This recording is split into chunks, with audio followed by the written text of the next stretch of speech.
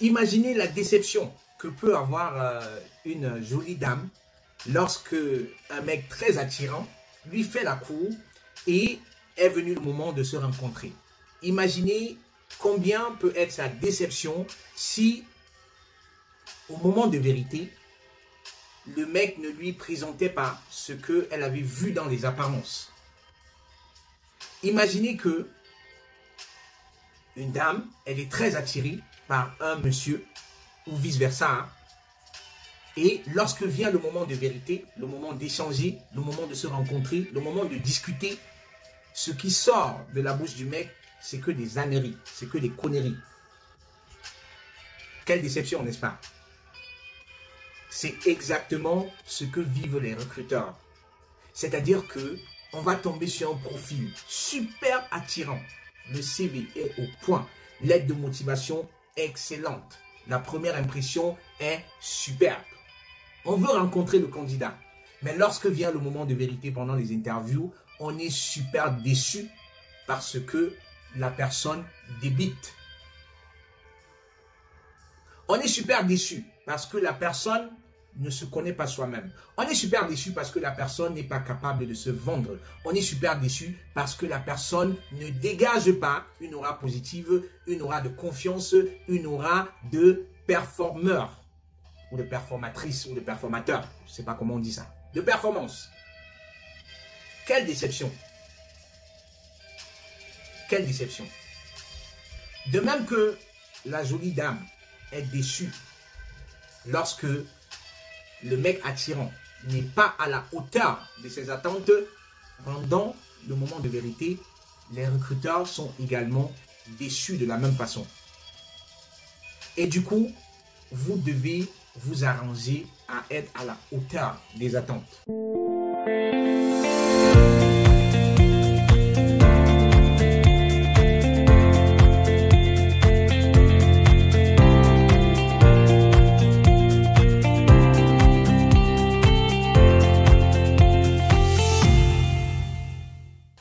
Pour être à la hauteur, il faut savoir qu'est-ce que la personne aime, qu'est-ce que la personne attend.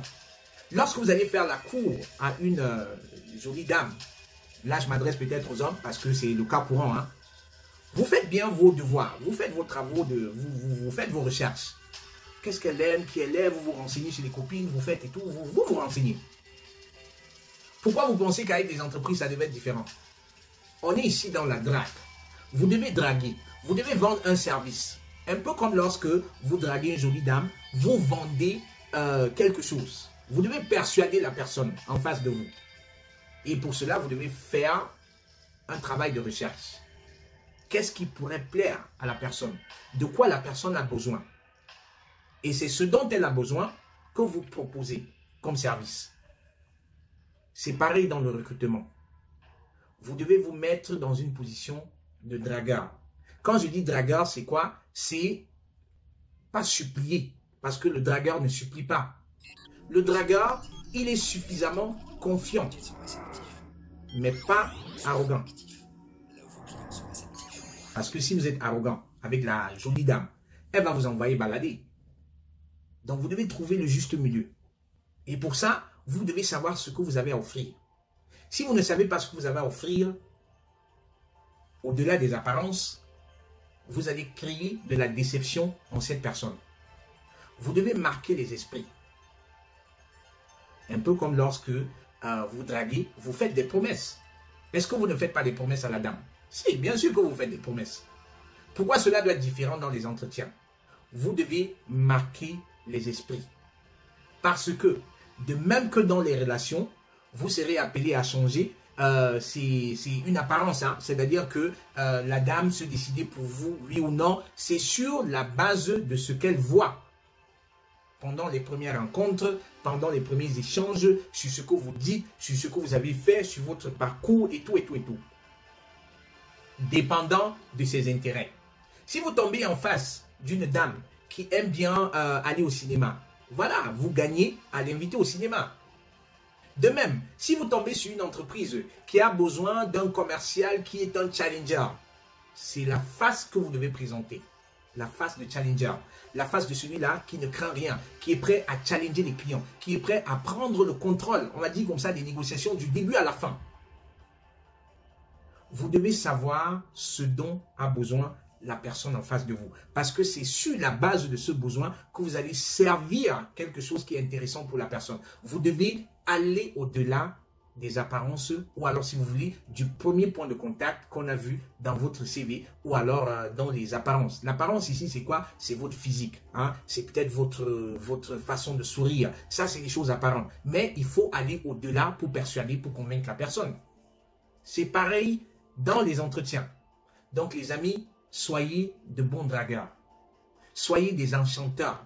Quand je dis enchanteur, je ne suis pas en train de parler ici de vendre la poudre aux gens. Hein, ce n'est pas vendre de l'air chaud. Il faut qu'il y ait de la matière. Il faut un peu de substance dans vos dires. Vous devez être suffisamment confiant et pas arrogant. Vous devez être sûr de vous. Et lorsque vous avez fait vos devoirs, vous dégagez un certain charisme, vous dégagez cette aura qui va persuader les personnes en face de vous. Parce que, vous savez bien, hein, ce n'est pas ce que vous dites qui compte, mais c'est comment vous le dites.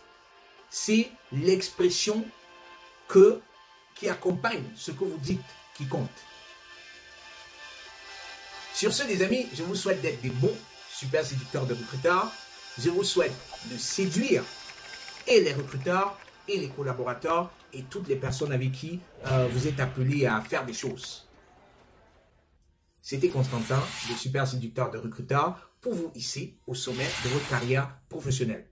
Portez-vous bien. Si vous avez besoin d'apprendre l'art de la séduction, sentez-vous libre de me contacter. Cliquez le lien dans la description et je me ferai le plaisir de vous accompagner et de transmettre ces qualités de super séducteur de recruteur afin que vous soyez un enchanteur, que vous soyez un SSR à vie.